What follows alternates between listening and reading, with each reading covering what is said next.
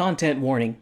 Tone Deaf is rated explicit for mature content and strong language. Spoilers are in every episode, so if you haven't seen the shows we are reviewing, you can always check back in later with us. We'll be here when you get back.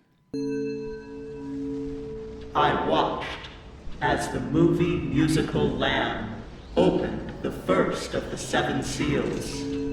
Then I heard one of the 4 living composers say in a voice like thunder, "Come." I looked, and there before me was a white horse. Its rider held a lance, and he was given a crown, and he rode out to deliver a mediocre and ridiculously expensive yet cheap-looking movie musical unto the world. When the Lamb opened the 2nd seal, I heard the 2nd living composer say, "Come." And then another horse came out, a fiery one, and its rider was given the power to speak to animals and unleash a musical bomb by the same composers as the first unto the world. In his hand was a parrot, and the book the musical was based on, torn asunder.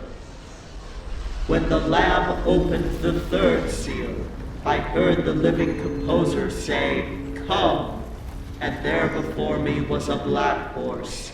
Its rider was holding a pair of scales in his hand. Then I heard what sounded like a voice among the 4 composers say, "Add more bodies, add more sets, 25 million to make 26. When the Lamb opened the 4th seal, I heard the voice of the 4th living composer say, "Come."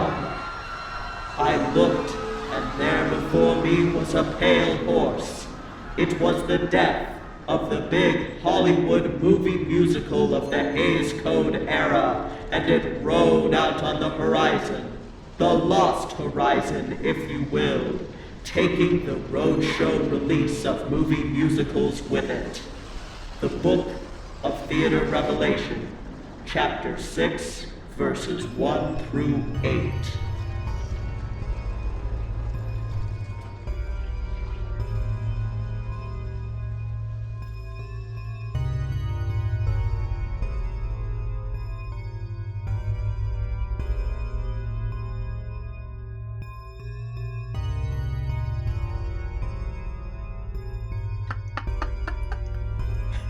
It took... That was great. It took me at first I'm listening to this and I'm like, okay, how is this related to Camelot? And I was like, this sounds really biblical. Like, is this having to do with, like, prophecies in Camelot? Like, prophesying that, Arthur will show up and stuff like that? And then I was like, okay, then you started getting into more of it. I'm like, oh my god. That was fantastic. Thank you. So what you're saying is, this is the beginning of the end for movie musicals. Well, for a little while. For the 70s. Like, until we get to Cabaret. So, well, you know what they say, Kay? Every end is a new beginning. I think that with this one we'll find out that there have been some lessons learned. So, yes. Today, we are going to cover the first horseman of the movie musical apocalypse, which is Camelot. But before we do, I just wanted to thank all of our wonderful listeners. We've, skyrocketed in our numbers lately. Woo! So, we're nearing 6K, 6,000. It'll be awesome. I have a goal to get every state in the U.S. listening, and I want to say we only have 8 more states to go out of 50, so... Nice! Yeah. The states that we need to have listen. Alaska, we need you. We need Idaho and Wyoming. Y'all are right next door. Y'all should be listening to this. We need North Dakota. We need Iowa. We need Vermont. We need Rhode Island. And we would love to have some Puerto Rican listeners, too, like in Puerto Rico. So we're going to Alaska. We're going to Wyoming. We're going to Idaho. We're going to North Dakota. We're going to Maine. Ha! We've already got Maine. Oh, my brain does not allow me to remember that many states consecutively unless there's a song in it. preferably from Animaniacs. But yeah, so I thought that was pretty cool. I think that's way awesome. Yep, so yeah, 8 more states. Join us, leave your fields to flower.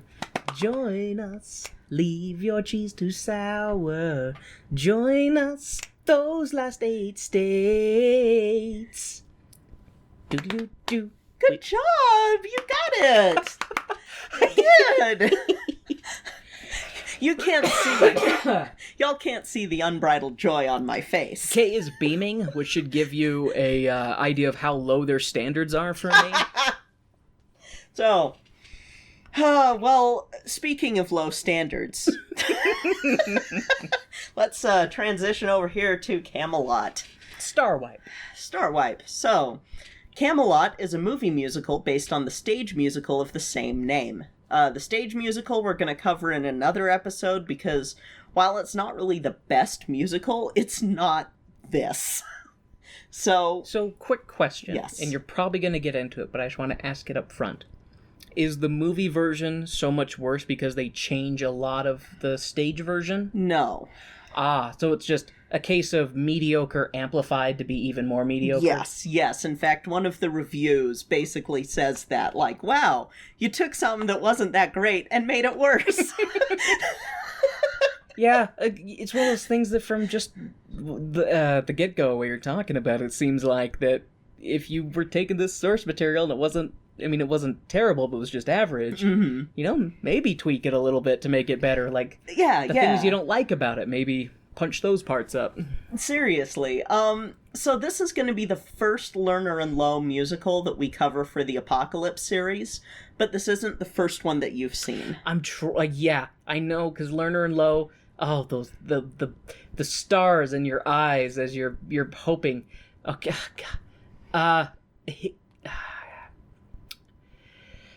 because Lerner and Loewe, they're not... Wait. Lerner and Loewe, they're older ones, right? Yes. They're not Pirates of Penzance. No, not that old. Yeah, Well, okay, so they're older, as in, like, the classic period of musicals and movie musicals. Can I get a hint? We've seen 2 of their shows. God damn it. One of them, only patrons have listened to. That gives it away, and I'm trying to think with the other one based on that. And musically challenged. You hate the ending. That could be said for a lot. My Fair Lady? Yes. Okay. And Paint Your Wagon. Which we have both seen. We are going to instead see one of the ones that killed the big budget movie musical for a little while. Now, this isn't the one that nailed in the last nail on the coffin, but this is what put the boards up. Maybe dug the hole a little bit. Yeah, there you go. That's pretty good. Yeah, this is the one that started the avalanche of bad. Camelot the film was a twinkle in Warner Brothers' eye after they got the film rights to the musical in 1961. The musical premiered on Broadway in 1960. For the cast, there were rumors of Rock Hudson, Robert Goulet, Liz Taylor, but the project ended up being shelved for a while in favor of My Fair Lady. That's where this should have ended. But it didn't, so we're here. So, in 1966, Joshua Logan was picked to direct, and talks began with Julie Andrews and Richard Burton, who were from the original Broadway cast. They both must have seen the writing on the tapestry and went, nah. Well, actually, Burton wanted more money, and I think that Andrews may have been like, remember how you said that I was too unknown for My Fair Lady? Well, I'm in demand now, so suck it.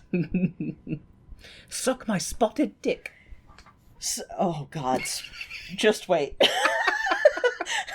So, Richard Harris, a.k.a. First Dumbledore, was cast as Arthur, and Vanessa, who was Max from Mission Impossible, Vanessa Redgrave, was Guinevere. Richard Harris actually wrote to Logan for like 4 months going, please me be in your film. I know I'm not known for being a singer, but please. I'll do anything. So then they cast Italian actor Franco Nero, who is famous for the spaghetti western Django, and future husband of the aforementioned Vanessa Redgrave, as Lancelot.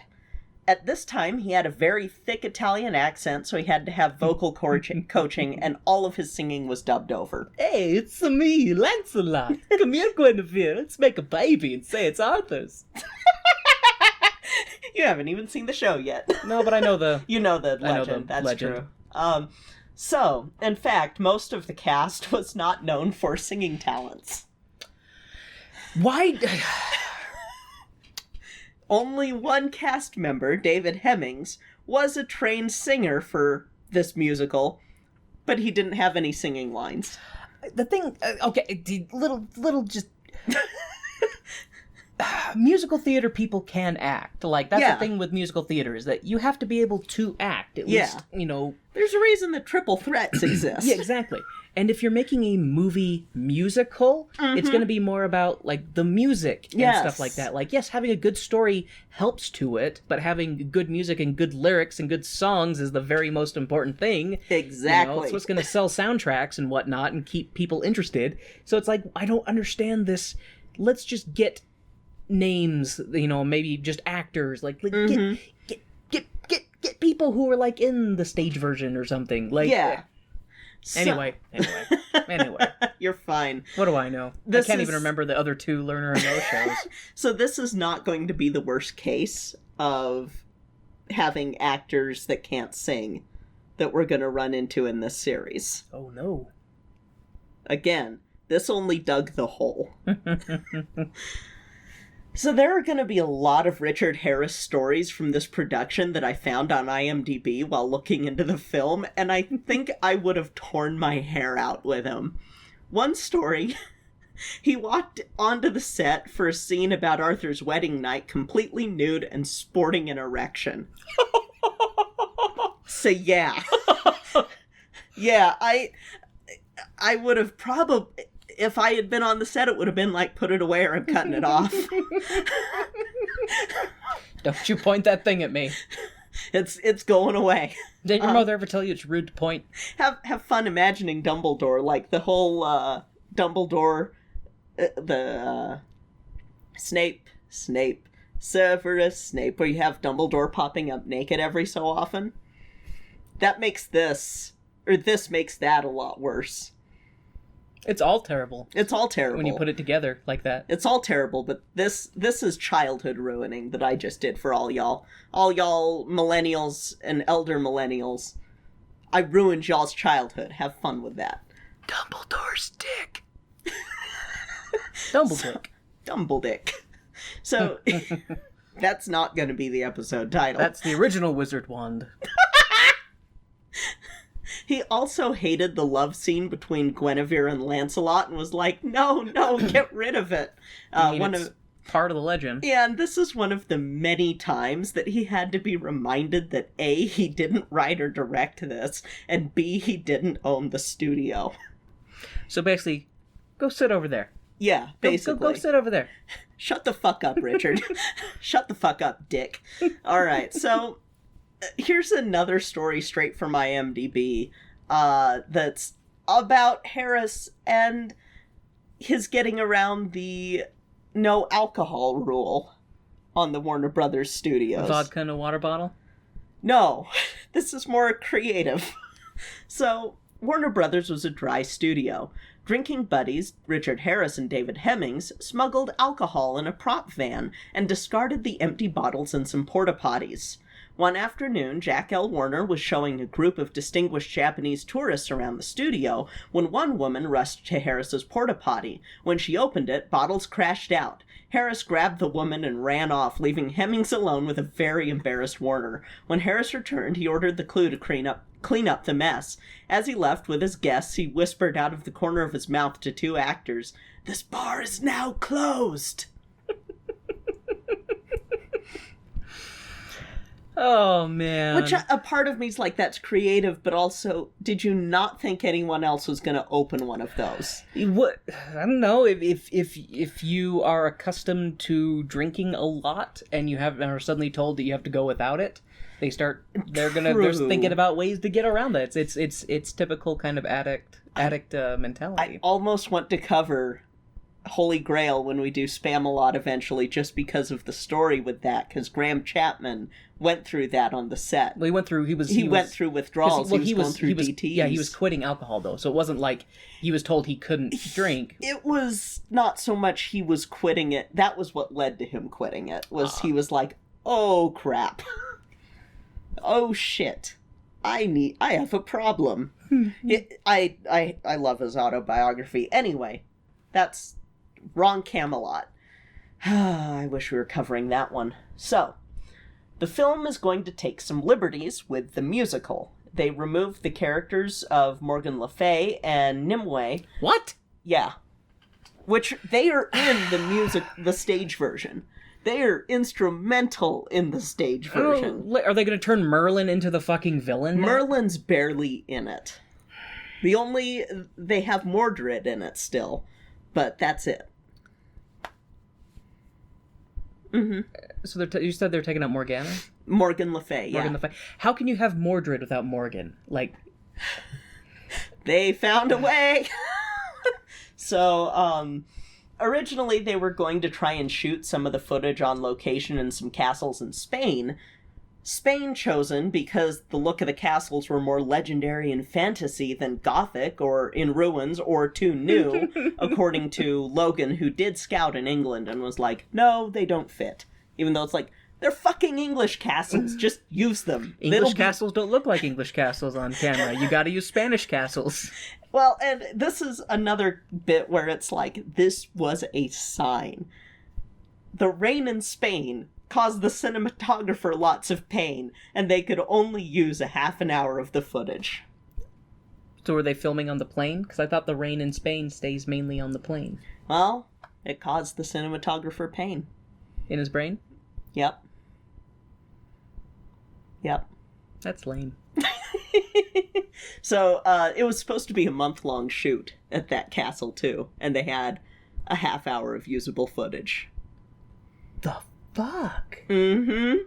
Oh. Mm-hmm. Oh. I just imagine whoever's in charge of, like, accounting just, like, shuddering as they count the beans. Mm-hmm. Here's where a lot of the fun happens. They decided to shoot most of the film on a backlot in Burbank. This is what leads to one of the issues that the critics had with it, because it looked like they were shooting on a backlot in Burbank. And it's not to say that the castle wasn't impressive, it was the largest set constructed at the time. It just looked like a set. And, you know, you're setting this in England, but have you been to Burbank ever? California? Yeah. Nope. So... Not that I know of, anyway. I mean, picture yeah, the first time the Hollywood Hills. Like, what that looks like. Like, okay. Not necessarily rolling green hills of England, more, this is a desert. Deserty hills full of shrubs. Yeah. So, it was very obvious that they were filming in California. And, the reception of this actually led to this being one of the last American films to have large-scale sets built in a backlot like this.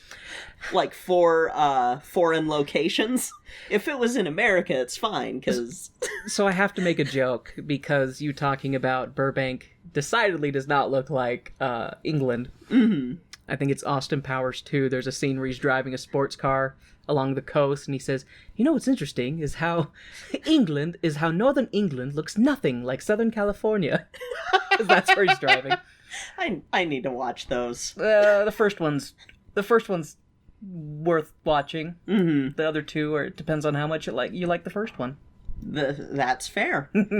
That's fair. Sorry, please continue, Kay. So this castle will make a reappearance in the fourth film in this series with a bit of a makeover. What? Yeah, the fourth film that we're covering in our Apocalypse series will have the same castle. They use the same set? Yes. interesting. That's an interesting way to work in Yeah. one shitty movie musical ends up carrying on into another shitty movie musical. When I found that out, I was like, holy fucking shit, this is awesome. The prophecy has been fulfilled. The prophecy has been fulfilled. We have come full circle. The horsemen march.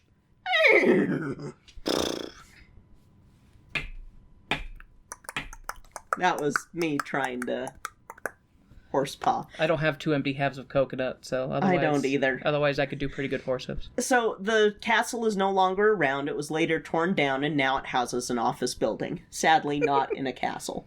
See, you should have kept that, because then you could have been like, hey, do you want to work in a castle? Then, like, the CEO can totally go full king. Oh, God. Never mind. See, I was just fantasizing about, like, when someone gets fired, you know, for negligence, you launch them out of the catapult or something like that.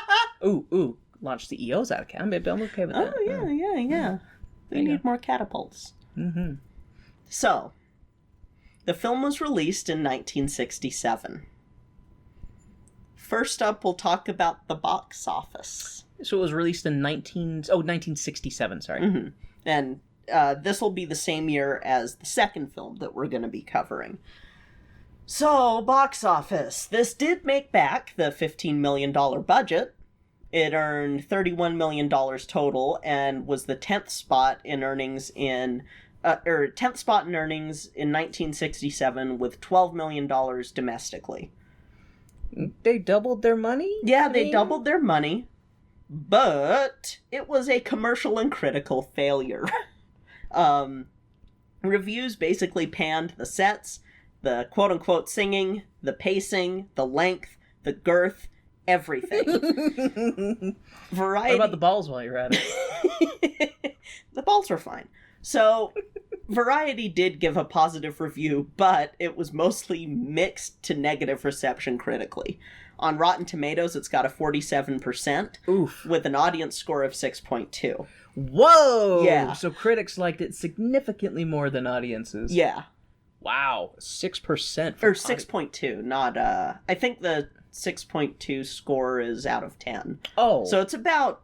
Audiences liked it a little bit more, I guess. Sorry, I thought you said it was 48%. 47% critics, and then audience score was 6.2 out of 10. Okay, So about 60%. So it's a 20% difference. It's been a while since I looked at Rotten Tomatoes, so I thought maybe that was a percentage when you said 6%. No worries. Pretty sure. Yeah, no, the audience score was 6.2. Okay. But like I said, this is not going to be the worst, but because there's a reason that this is only the first Horseman.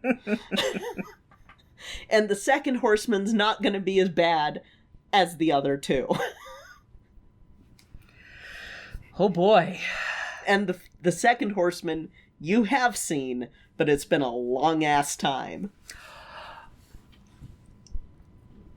I'm going to wait, because you're going to talk about it at the end of this, so I'm going to save that guess for later. All right. Hopefully you should guess it, because the scriptures that I read gave it away.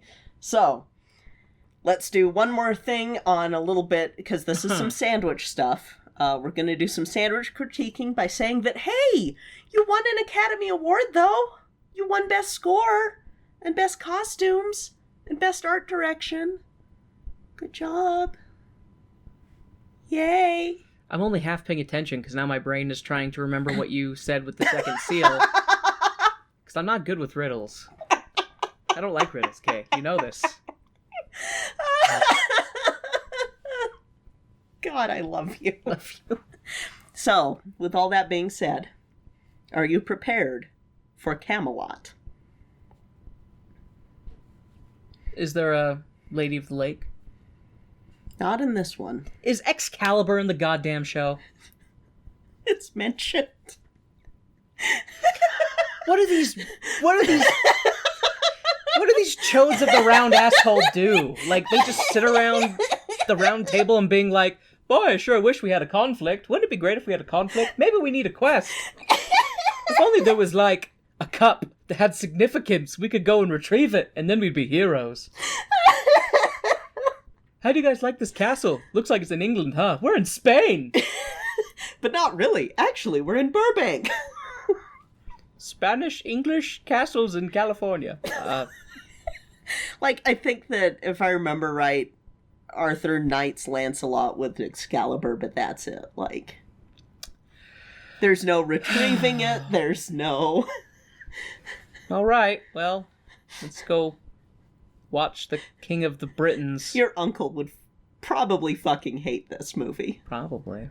We should ask him sometime how he feels about the movie version of Camelot. Okay. He listens.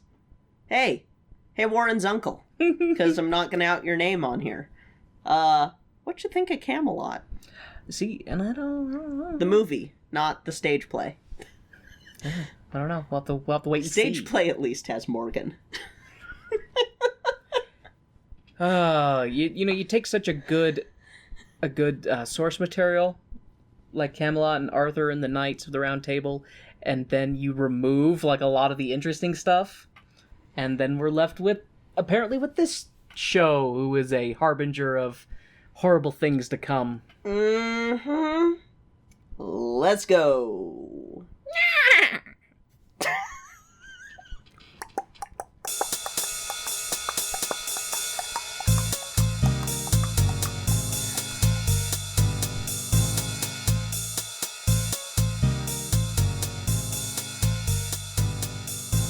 Hey, Warren. Hey, Kay. Do you know what time it is? Is it time to thank our favorite people in the whole world? Heck yeah!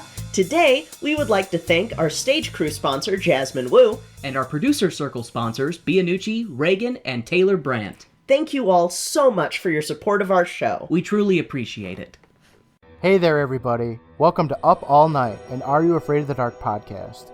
We're your hosts. My name's Cortland. And I'm Brandon. And in our podcast, we take apart each episode of Are You Afraid of the Dark, scene by scene, and discuss it in detail. This show is prime early 90s Canadian acting at its best. Or, in some cases, worst. We're here to laugh our way through 7 seasons and 91 episodes.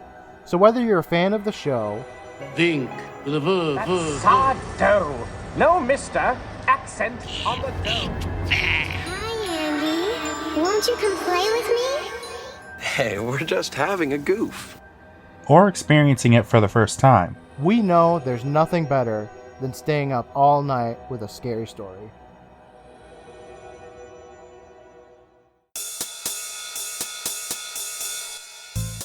And now, the lights are going down and the music's starting back up, so let's head back to the second act of our show.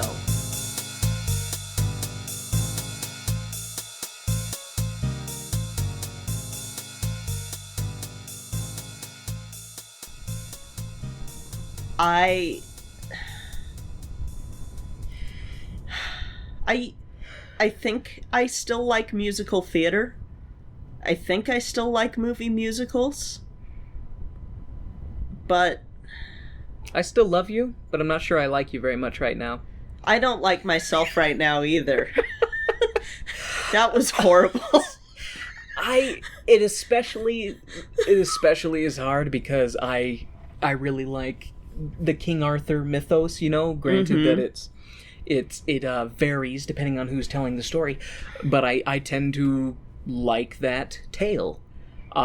Yeah. I don't like this tale. No. This tale, considering this 2 hour and 55 minute tale, this almost 3 hour long tale, was a bloated behemoth that somehow was hollow and empty.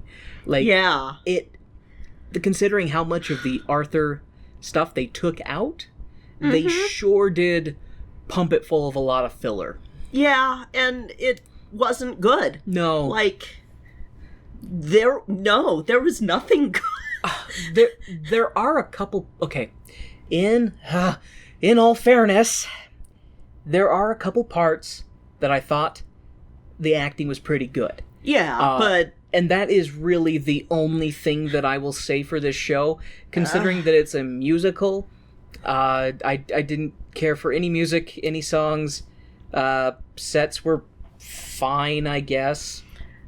you could tell that the castle stuff was fake, you know, which honestly I didn't mind, because I feel like if you're trying to do a castle setting in an actual rundown castle, it makes it look like it's too old, but if you do a set, then it's like, oh, well, it's newer for the time. Could have had it still be somewhere green, like England. Not true. Not Burbank. Yeah, not the sandy, dusty, deserty hills of California. Like, you could tell. And one of my biggest gripes, I have two very big gripes. One was all of the fucking eye contact. Oh my god! That was so annoying. That is the one so thing. Annoying. That is the thing that I had to work the hardest with growing up, was dealing with eye contact. This was hell. I couldn't look at the screen half the time because they're looking straight at me, and I'm like, Jesus Christ, why? Well, and the camera angles for this is so bad. So many times they would be like right up in their face, and they'd be taking up the whole screen. I can only imagine seeing this in theaters. Oh, I would have walked out. You have this 50-foot face just staring you in the eyes. I fucking walked out of that, singing a terrible song to you. It was horrible. And there were a lot of camera angles that would, like, they wouldn't follow conventional filmmaking rules on, like, switching your camera angles and stuff, your camera placement. So, like, you'd have a straight on, and then it would cut to slightly to the side, but not in a way that would make sense. The one that gets me the most is Arthur's soliloquy to Excalibur, that, like, there was some camera cutting that I'm like, why the fuck did you do this? What was the decision there? When you said the soliloquy to Excalibur, was that after the knighting? Yes. Okay, so that is actually one of the scenes that I thought the acting in it was really good. But the camera placement took me right out of the scene. Yep, exactly. It took me right the fuck out. And animals in this really set me off. I do not think they could have legally had the no animals were harmed in the making of this. No, they could not. I was worried the whole rest of the movie about that goose. And then I thought for sure one of those horses broke its leg. I'm pretty sure. That pissed me off so bad. I was so angry. Ugh! And also, just like the other thing with animals is the animals that I know that Merlin lives backwards. I know that there's the whole, oh, Merlin's gone to Bermuda joke in Sword in the Stone. There's nothing to explain why he has a fucking great horned owl and red-tailed hawk in England. So, yes, there is. He's magic. Doesn't matter. He's gone to the new world and brought it back. That's probably why the owl's so fucking drugged. Oh, speaking of which, like, there's times where they show Merlin and he's got, like, a bird on his shoulder. Those animals were sedated because they've got, like, loopy, lopsided eyes, and you know that they're, like, bound or tied. Yeah. Because he's, like, screaming into the side of this owl's head, and it's just, like... Oh, it made me so angry, but that's because you know me and how I feel about animals, and especially birds, because they're, like, one of the ones that people treat the worst in... Archimedes isn't here, man. Archimedes could have used a Eurasian eagle owl, they could have used, There were a lot of things that they could have done, and should have done, but didn't do. Because, like, it's one of those things that it's like, please just don't treat us like we're idiots. You're gonna get birders mad anyway. We already get mad if you use a red-tailed hawk cry for a bald eagle. But this was... No. So I will start my notes with saying that there is no reason to watch this show. No. Unless you just enjoy having, like, bad movie nights like some people I know do, and you just like to... Mystery Science Theater it and just riff on it. This is a prime musical to do that for. Just riffing on it because, dear God, that's what we did. I kind of wonder if this would have been better with alcohol. I chose a hell of a time to cut back on drinking. Yeah, we both did. And I regret the decision every day. Shay My sister Shay sat in with us to watch this show, but only stayed in for about 30 minutes. And when we had paused it initially, Kay had started it up and I was typing, and I was like, oh, pause real quick. I just want to see how long this show is. And that's when I realized, oh, it's 2 hours and 55 minutes. Shay was like, yeah, I'm not going to stick around that whole time. And I was like, yeah, because you don't have to. Yeah. And then she, at one point, she's like, okay, I've had my fill. And just kind of caught up. She's like, have fun, guys. I don't know if we're going to be able to get her to watch the rest of the shows for this Stinker Fest. We'll see. I mean, we invite her, and she can say yay or nay. Yeah. But anyway, shall we get into... No, yeah. This is only the first... Kay, I love you, but remember, you did this to us. I did do you this did to this us. to us. So, when you feel that pain, just remember, I did this to myself. I did this to myself and my poor loving husband, and who... remember how much I love you for I will totally... To make up for this, I will... Ooh. Oh. Oh. It's a deal. Okay. Camelot opens up with people singing about Guinevere and her mournful year. So some shit is gonna go down, obviously. The singers stop just in time for... I messed up on this. This knight is not Lancelot. I had just assumed it was Lancelot.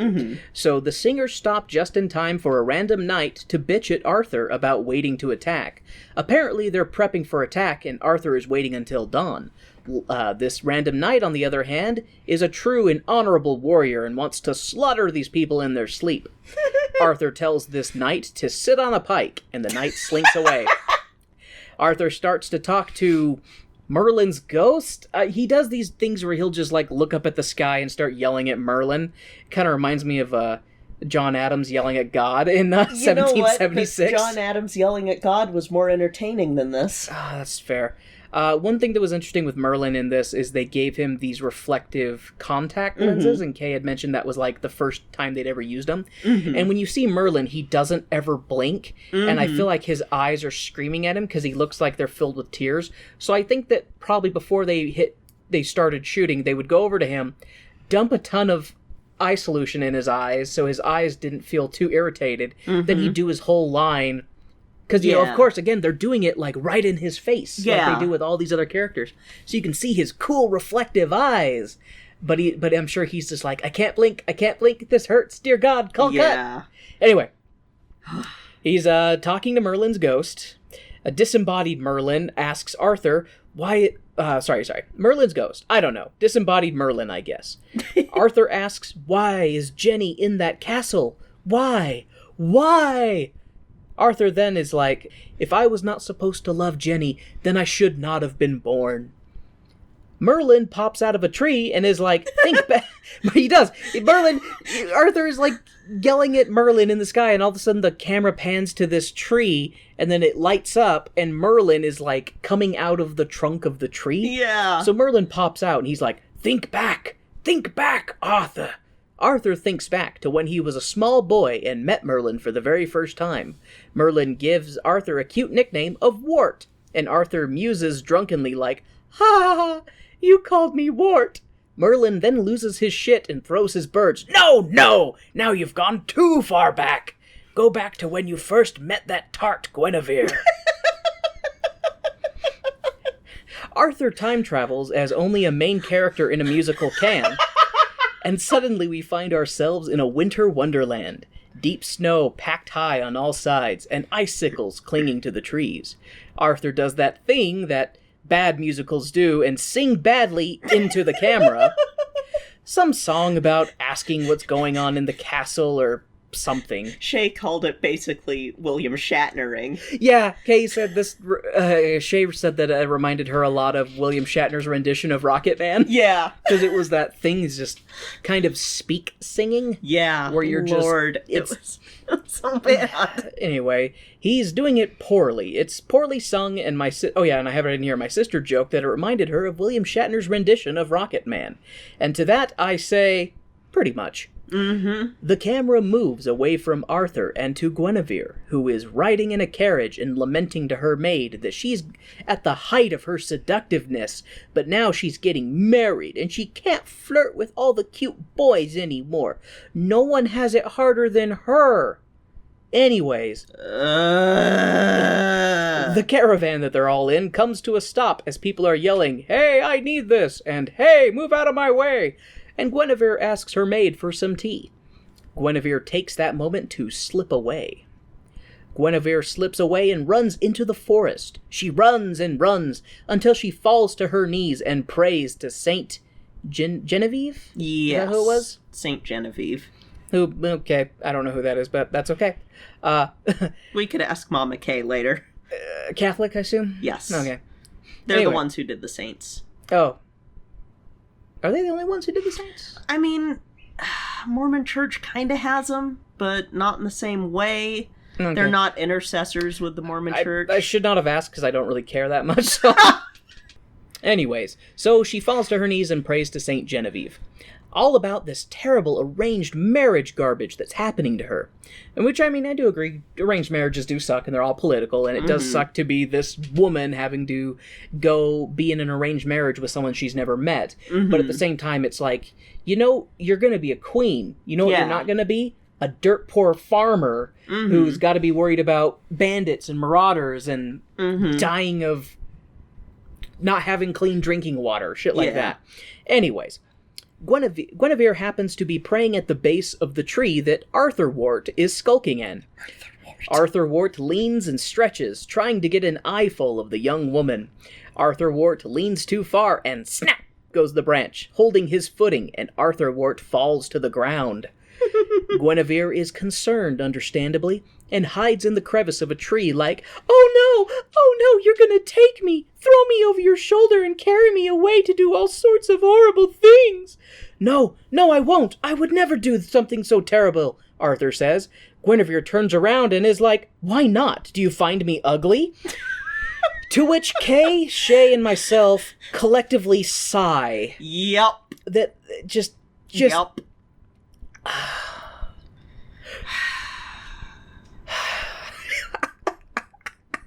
You know, this bitch. I feel like some people should be banned from writing women.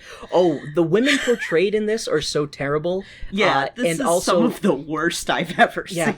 It's incredibly sexist, and I know that there's stuff later on where they make comments about, oh, women hardly ever have any thoughts, so you don't need to worry about trying to understand them. Yeah. And it was just like, whoa! Like I know that for the time, but I'm so sick of hearing the for the time argument. I've gotten into arguments with my father about that because he's listened to some of our episodes. He's like, "You're really harsh on some of these shows. You know, you need to take it in the context of the time." And I was like, No. People know that things are not appropriate because people don't like to be treated that way. They just have no other option because if they say, "Hey, stop treating me like that," they're gonna get a smack. Exactly. So. I wish I could smack people. The difference is that you're not smacking people who are going, I would like to be treated equal. No, you're smacking the people who go, know your place. I would love to smack the people who say, know your place. No, exactly. Yeah. But I don't get to. No, you don't. Okay. After Guinevere realizes she's not going to be lucky enough to be kidnapped by a criminal, she then starts to yell at Arthur Wart for spying on her. Arthur Wart is like, oh no, I wasn't. I was just minding my own business in this monologue tree when you showed up to pray. So you heard... like monologue tree? You came to the base of my monologue tree. This is where I come to do monologues. I'm always surprised at the things that get Kay. I'm now sitting here thinking of every single show that has a monologue tree. Has a fucking monologue tree. Okay. That's gonna be a shirt. Hey, there you go. I was just minding my business in my monologue tree when you showed up to pray. So you heard me praying, Guinevere says. Well, you were praying rather loudly, Arthur Wart replies, and Guinevere starts to complain that she's supposed to marry the lousy, no-good, rotten king, and how she wants to escape. She then is like, hey, stranger I just met, you can run away with me and be my protector, and we could go all over the world together. Arthur Wart is like, I mean, we could. Let's not and say we did. There is so much great stuff here in Camelot.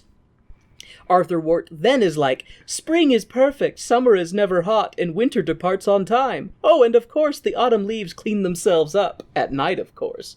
So they have this whole song about how this land is perfect and made a pact with God, and like June and August are never too hot, and but fuck July. And winter doesn't come until December, and it leaves promptly March 2nd, and just all this, just talk about how great, this weather is in Camelot, and it's just, it's an okay song. It's a harmless song. Mm-hmm.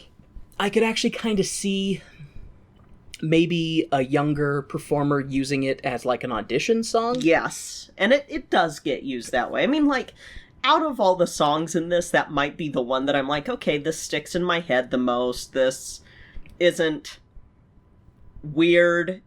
This isn't something that if I were to try and sing it, I wouldn't be thinking about the context that the song was sung in. I mean, other than they do mention Camelot, I think, in the song. Yeah, but like, some other later songs in the show, I'm like, these are really popular songs for people to sing as love songs, but if you take it in the context of who's singing it to who and what was going on to lead to this song being sung, less of a love song. You might have to tell me, because when I get to it, if I do mention it, because a lot of those just kind of went in one ear and out the other, because I was like, boy, this is forgettable. So Guinevere is charmed by Arthur Wart, and the two look like they might do some smoochy. But then Guinevere's entourage is like, holy shit, where is she? And everyone goes tearing into the woods looking for her. Mm-hmm. Guinevere is like, oh no, they'll kill you for associating with me. They won't listen to me when I try to tell them that you didn't try to kidnap me. And the two run away, hand in hand. They're caught by the guards, who seize Arthur Wart and are like, holy shit, the king! So sorry, my lord. I had no idea this was masquerade around as a poor person abducting princesses day. Everyone takes a knee, and Guinevere looks around in shock and awe, then finally rests her eyes on Arthur Wart to be like, motherfucker, you're the king I'm supposed to marry? And Arthur Wart gives a little, yeah, nod. Mm-hmm. Everyone leaves King Wart and Guinevere alone, as Guinevere burns holes in King Wart with her eyes. King Warther, which is his name here on out. Oh, no! Yeah. See, it's clever because Wart has the last three letters that are the first three of Arthur. Yeah. See, it took me that long to realize those two words actually mesh together.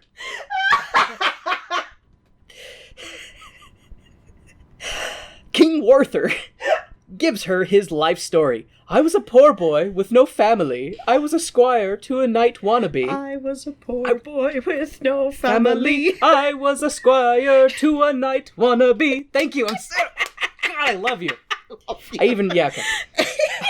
Warther says that when the King Pendragon died, he left no heir, but a sword in a song. A sword in the stone, with gold lettering saying, whom shall pull forth this sword shall be King of England. Warther talks about how no one could pull out the sword, and so they decided to do a tournament instead to determine who would be king. Warther was squire to Sir Kay and accompanied him to England, but Kay forgot his sword and was like, go get my sword, Wart. Warther sees the sword in the stone and pulls it out and is like, cool, free sword. We all know the story, but I figure I should recap. Anyways. You know what's a better movie? The Sword in the Stone? Yes. The entire time we're watching this, I'm like, The Sword in the Stone is way better than this flaming pile. I mean, granted, it's all Arthur's early days, and we don't see any of the tragedy that is to be his adult life.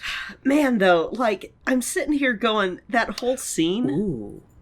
Ooh, Disney, have some fucking testicles and do a sequel to Sword in the Stone and show Arthur and I mean, well, then again, they would Disney-fy Yeah, everything. I was gonna say Disney sequels are not. No, they would have Guinevere die a virgin or something there like are that. 3 good Disney sequels. Yeah.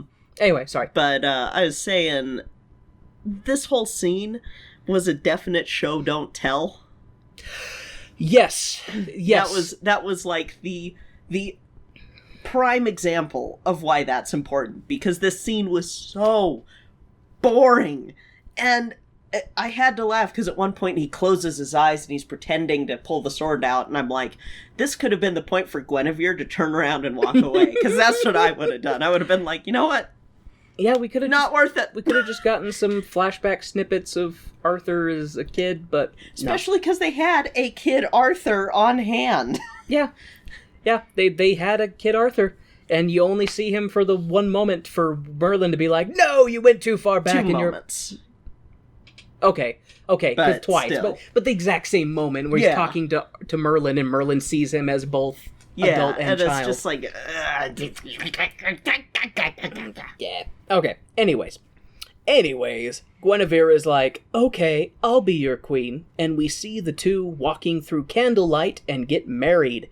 Cut to, sometime later, Guinevere, who will be called Jenny from now on, is lounging in bed, naked but covered. And Werther is showing all the different regions of England and being like, who rules all of this? Me! But why? What's the point? Then Arthur gets all philosophical and is like, Merlin turned me into a squirrel as a child. And I learned how to, let's see, Merlin turned me into a squirrel as a child, and that's how I learned to think like this. Jenny is no wonder he's nuts. Yeah. Oh, woo! God, I love you. Jenny is then like, Jenny is like, okay, and Werther starts to talk about philosophical things, such as, does might actually make right? Just because someone who can win doesn't mean they're fit to rule, and other such philosophical quandaries. Werther calls in a bath and makes Jenny bathe him while he continues pondering out his thoughts. And we see Jenny think to herself, how did I get roped into this? Yeah. We then cut to the next scene where Jenny is buying things from merchants who came to the castle, and Werther is stuck with an epiphany. What if we had might for right, protecting the not mighty? Werther then has a bunch of proclamations written and distributed throughout the land, far and wide, calling for valiant and honorable men to serve King Werther. The first knight to answer this call is the totally legit Frenchman Lancelot, who, while French, has a thick Italian accent. Mm-hmm. Lancelot begins his journey to Camelot and sings the entire way. Mm-hmm. Across land, across sea, on foot and on horse. He sings about all the things that make him a worthy knight. Yep, and it was during this sequence that the first instance of animal cruelty happened. So if you're watching this, it's this sequence. It's right before Lancelot that the animal cruelty happens. They trample some geese. Yeah. These knights are just riding on horses. There's some geese in the way, and they don't slow. The geese don't move quickly enough, and you just see the horses just and they just trample over. It pissed me off so much. Yeah, and that was when my sister was like... I don't think they had no animals were harmed in the making of this. Yeah, and like, yes, the goose gets up, but I'm sitting here, because I've had birds, I'm like, well, the way that's not... The way, too, is because it's a crowd of geese, and they're at the forefront, and as the knights are coming up behind them, they trample the geese and they push them forward out of the frame. Yeah. So we don't even see necessarily what happened further, because the geese weren't moving fast enough. Yeah. So even if they only got, like, kicked, they still got kicked by a horse. Yeah, and it's just, no. Lancelot arrives in Camelot, and is approaching a path when he is crossed by a mysterious knight, who kind of gives him flirty eyes. Did you notice that? Yeah, I did. He kind of gives him it raises the eyebrows at him. That would have fixed all the problems in this movie. Lancelot takes great offense to this, and the two cross long hard lances. Lancelot lances a lot and snaps the mysterious knight's lance in two and hurls him to the ground. The mystery knight is revealed to be King Werther, and Lancelot is like, "Oh no! I'm so sorry! Ah!" And Arthur is like, "Nah, it's good. You're my new dude. Lancelot splooges in his armor and is like, I am your sword. I am your shield. I am your everything. You can have my lance whenever you want. Lancelot is like, give me a quest so that I can prove my worth. And Werther is like, go pick some flowers. Lancelot does not like that, but Werther explains that they are civilized, and a civilization needs some gentle hobbies. Which, sure. I mean, if I was in his shoes, I'd be like, can I, like, paint or play with clay or something? Okay. Anyways, I digress. We digress. We are the digressors. Next, the scene jumps to... Oh, and by the way... Stop right here. Okay. This musical jumps like a goddamn kangaroo on speed. Like, it jumps so much, and it just does these hard cuts, and it'll just be bam, bam, bam. Like, there's no graceful transitions. There's no... Really, no. Just yeah. I'm not a filmmaker, but I've picked up a few things watching you and stuff like that, and I was in some of your college stuff, and I've seen you work, so I've picked up a bit of the understanding. Yeah. And especially, when we watch movies and you'll point stuff out and mention things, and it's like, the cinematography on this was horse shit. It's horrible. It is horse shit. I have known small children who could probably film something better. Yeah, absolutely. Who have a better concept of framing a scene and of, oh, this is how my shot needs to be set up. I know kids who could do that better. This is one of those things that should be shown in film class of things not to do. Mm-hmm. And I can imagine all these film students being like, what the fuck? Why did they do this in the first place? Mm-hmm. Okay. You'll help kill a genre for a while. Oh, I unintentionally scrolled through my notes because I was ranting. No Next, worries. The scene does another cocaine crackhead kangaroo jump to Jenny and her horny friends singing about how it's May. And this scene was so awkward. This scene was incredibly... It was so horny. Everyone fucks in May. Like... We see all of Jenny's horny entourage macking on one another, and the gang starts down the path to, I don't know, go do something. When they stumble across an old knight who's stuck in a bush, giggity, they...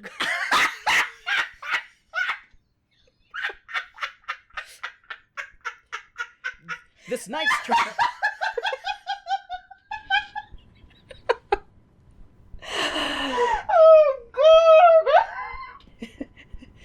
So I was walking through the woods, and I saw this old knight trying to get his horse out of a bush, if you know what I'm saying. Oh, Jesus Christ. Anyways, so the horny entourage stumbles across an old knight who's stuck in a bush.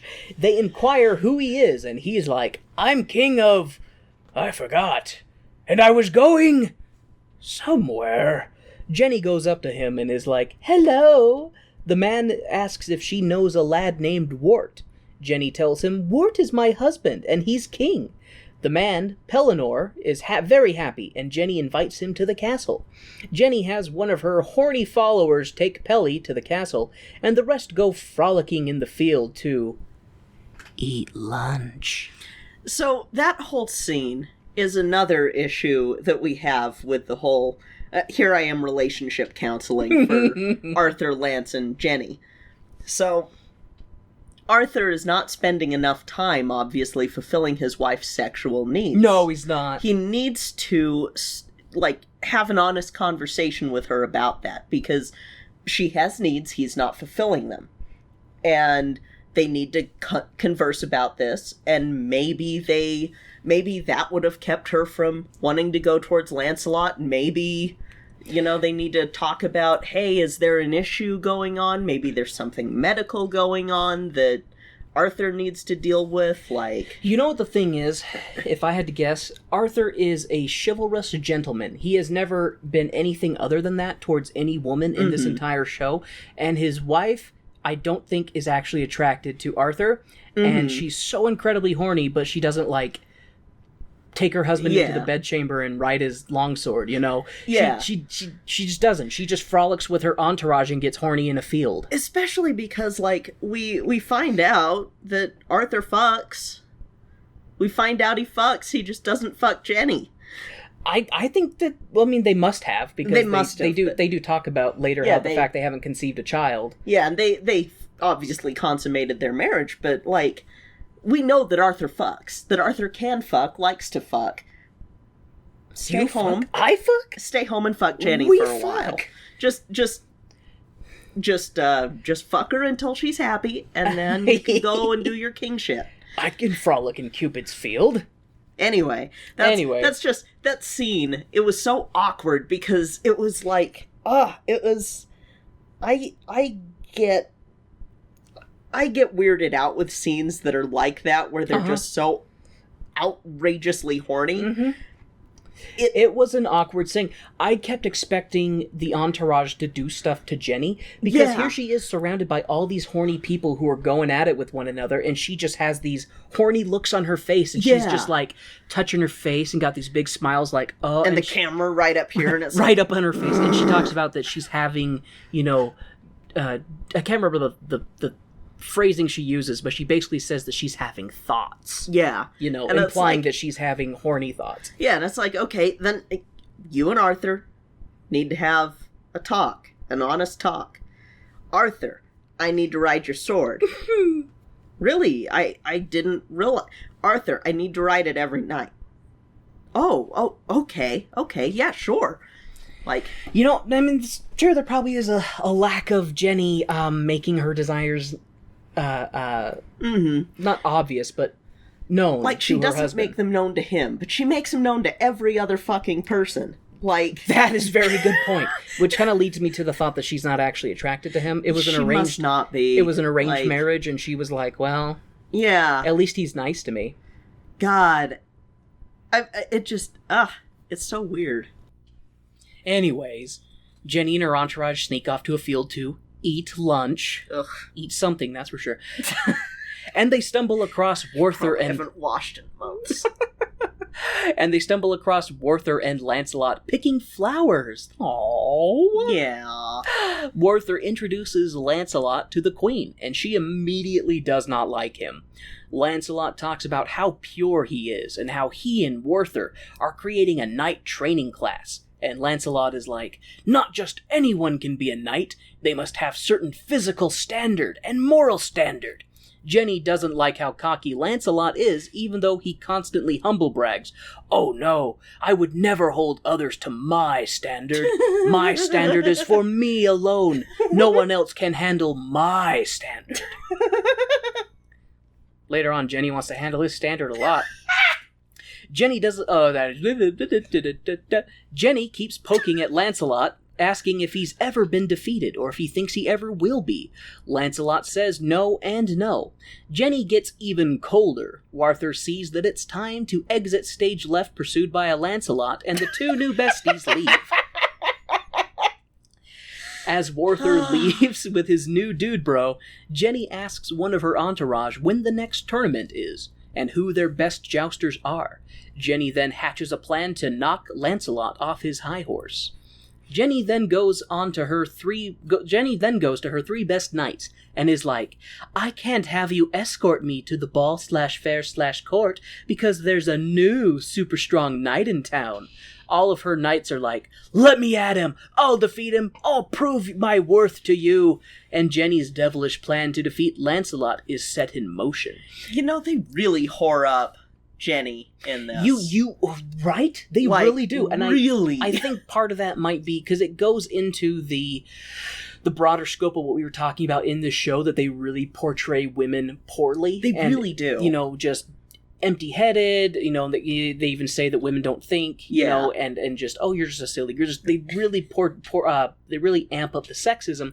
And then when Jenny is going to these three knights, she is incredibly like, you don't get to fuck me anymore, because I'm gonna start fucking this guy. And they're all like, but I like fucking you. Like, yeah, which then I'm sort of like, okay, so the conflict later is just, y'all are mad that she's got this new guy that she's fucking. See, and I don't think that she actually was fucking them. No, I think that they were just like, oh, you're my queen, and it's my honor to serve you. But at the same time, the way that she is acting with her body language and everything, and their really, body language with her too is really, a little bit too familiar for it to be just. Yeah, really, it's not the language of a favored servant or companion. Mm-mm. It is way too familiar. Yeah. Mm-hmm.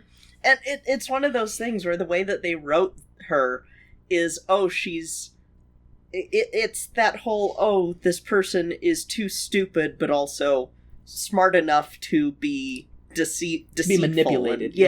And manipulative. And it's like, nah, son, don't do that shit. The only thing that I do like about this song is the wordplay with the different knights. Yeah, the wordplay's fun. Because one knight is like, oh, let me tumble with him, like wrestling kind of thing. Mm-hmm. You know, and you'll smack him to the ground, I'll break his skull. You know, like, that doesn't rhyme. They do it with rhyming.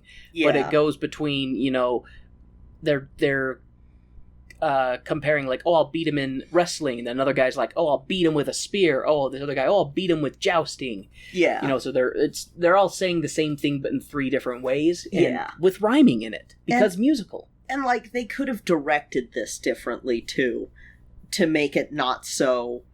Because I tell you, they really, like, do the whole stereotypical, oh, she's a hoe thing. They really do.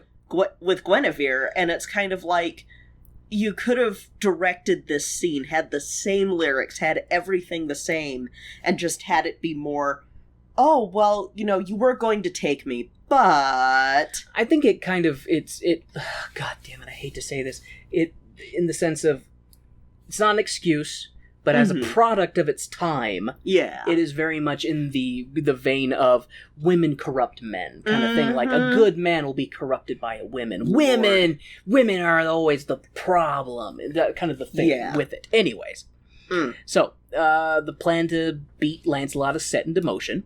The night before the tourney, Arthur is talking to Pellinore in his chamber and is like, dude, stop looking for your forgotten kingdom and settle down here. Pelly is like, thank you, but no. You have many, many thoughts, and I don't like thoughts. Thoughts make me think, and when I think, I have to think new things, and I have trouble enough with what I've forgotten. Pelly then tells Arthur that he does not like Lancelot very much. He's too pure and has no hobbies. A man needs hobbies, and by hobbies, I mean beer and breasts. As you go to take a drink. Pelly then asks Lancelot, do you like beer and breasts? No, I do not, replies Lancelot. Lancelot sheepishly excuses himself from the chamber and runs into Jenny, who is like, when you're praying tonight, make sure to ask God for good weather tomorrow. Yeah. Lancelot leaves and Pelly and Jenny giggle and snicker. Arthur asks the two of them to chill the fuck out and be nice to Lancelot. He's a stranger, struggling to fit in. Arthur and Jenny get into it over tomorrow's tournament, and it's revealed that Jenny has pitted 3 knights against Lancelot. Arthur asks Jenny to please call off her knights, and Jenny is like, I won't, not unless you command me, and if you do command me, I, your humble servant, will obey, and stomps out. She gets it's written so bad. It's written so bad, and you're very much written to not like Jenny. Like, it's very much like the only woman of prominence in the show is a conniving, deceitful, cock-hungry, you know, unfaithful like, she's all these negative qualities. There isn't really a nice quality about her. No, and there's not really, like, anything to lay the agency on anyone else for what goes on with Jenny and Lance, even, really. Like, with Lance, he's praying about it, and he's and it's just like, the only person... It takes 2 to tango. It does, and Arthur could have fucking done... Arthur could have done something, Arthur too. could have done anything, fucking anything. He is the most flaccid king ever. He just doesn't do anything this whole show, other than... Well, okay, he does stuff, but he doesn't do anything proactive. Okay, anyway. Warther, we don't like this show. Can you tell, listeners? So fucking stupid. Warther shuts the door and yells at Merlin, who is not there, mind you, cursing him for turning him into a squirrel, a bird, and a fish, so he could learn. Well, Merlin, you should have turned him into a woman so that he could understand how they think. This whole song is very sexist because they say that women think very rarely, so it's not important to understand how they think. You okay, hon? We're good. I wonder what the upstairs neighbors think. They know what we watched. They're like, was there a growl downstairs? They know what we watched. Did they get a lion? Because look at that mane. Oh yes, my beautiful mane. Anyways, the next day is tourney day, and Lancelot gives Jenny's knights the business end of his lance, and explodes the shaft all over the chest and face of their armor. Jesus. Oh, he does. Lancelot even goes as far as to shaft one knight to death. Jenny and Warther go to the lifeless knight's side and are sad. Lancelot is super honorable. Lancelot, in his super honorable chivalrous self, goes over to the fallen knight and uses his purity powers to bring the man back from the dead. Or he gets a man with a sucking chest wound into a position where he can, breathe. That's... Yeah, I mean, if you want to bring science into this... I'm not a doctor, but that's my thought. It was God, okay? Okay, it was God. God did it because Lancelot said so. He told people earlier that because of his purity, he has powers. And, why would a man lie about having special powers because of how much he prays? What would be to gain? People don't lie about things like that. Divinity just happens to those who deserve it. I love the look you're giving me. It's really cute, but I can also tell you want to give me a little bit of a slap. Anyway, Lancelot stands, and Jenny locks eyes with him. She falls to her knees in front of Lancelot, clinging to his hand. Lancelot falls to his knees as well, signifying that he is not above the queen. I think, anyways, that's kind of the way I interpreted it, because, she comes over to him, tears in her eyes because this knight who's one of her favorite has died, and then come back to life by Lancelot, and she's just filled with tears, looking at him in the eyes, and then grabs his hand and, falls to his knees and puts her other hand to her chest, and, bows her head, and Lancelot then has this look of, no, this isn't proper, and then he gets down on his knees, holding her hand, looking at her, signifying, I am not above you, my queen, don't bow to me. I am your servant is kind of the way I interpreted that. I would love it if that is what the director intended and not just that the director was fucking off somewhere going okay, whatever, yeah, do this. I was going to say, if they had smartphones back then, he'd been playing Candy Crush and just being looking up every now and then. It looks fine. Pew, pew, pew, pew, pew. I would need to do that too to distract from Richard Harris the whole time because he was so difficult to work with, so. Interesting. I mean, the stories that I told at the beginning. Like walking out with an erection and stuff okay. Go away, whoever's calling me. Anyways, it's at this moment that we see Jenny's loins starting to quiver for Lance's longsword. Lancelot takes this as his cue to exit, and as he walks down the tourney grounds, everyone starts to kneel to him as he passes. For what is a king to someone who is divine? We cut to Lancelot in a window, all sad. So much fucking cutting. Yeah, lots of cutting. Poor transitions all around. Anyways, Lancelot is in the window while his manservant cleans his armor. Lancelot is like, uh-oh, I'm shaking with fear, and the strength has left my arms, and I'm having naughty thoughts. I've lost my divine powers. God doesn't like it when my trouser sword is excited. Because anytime they say purity, it means you don't fuck. It's, I'm pure. I keep it in my pants all the time. The scene changes to the royal chambers where Lancelot has entered to find Jenny. The two are waiting for Warther, and Lancelot tells Jenny that he loves her. God help him, but he loves her. Jenny then tells him, then God help us both. and the two have terrified, horny eyes. Warther walks in, super excited that his super honorable warrior bro, Lancelot, won the tourney, and will now be properly knighted. Because no one deserves the honor more than this Superman of moral... This Superman of a moral human. I don't know why I wrote it that way, but let's go with it. Who is so honorable that he surely will not fuck his wife. Let's have a drink, just the three of us, says Arthur, and at this moment, we see the look on Werther's face and the realization that Lancelot wants to joust in the queen with her sheets. Wait, wants to joust in the sheets with his queen. I set Kay on Siegel laughing. Anyways, we're at the knighting ceremony, and Jenny is dressed like a pangolin.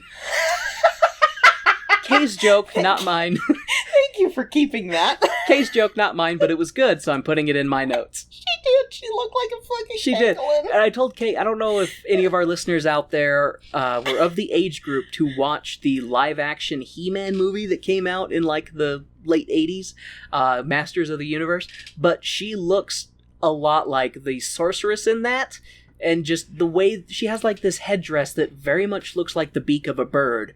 And then she's covered in this full-body robe that has what looks like a scale pattern going down, and it's all golden and shit. And you were just so funny. She's dressed like a pangolin. That was the first thing I thought of. It's true. She looks like a pangolin. And Werther knights Lancelot with Excalibur. For the first time, we see the legendary sword.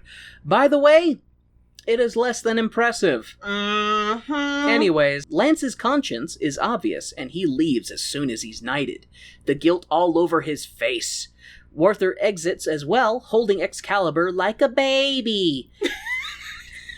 He is. Doesn't sheathe the goddamn thing. He's just holding it like a baby in his arm. It's a baby. You've got terminal baby disease. It's my baby sword. He then enters a chamber and has a moment of lonely rage, where he's like, son of a bitch, it's all over their faces. Those two are gonna fuck if they're not already fucking. I should kill them. I should take my revenge for this betrayal. Werther then calms down and is like, I choose to be different. I choose to show mercy. I choose to have patience.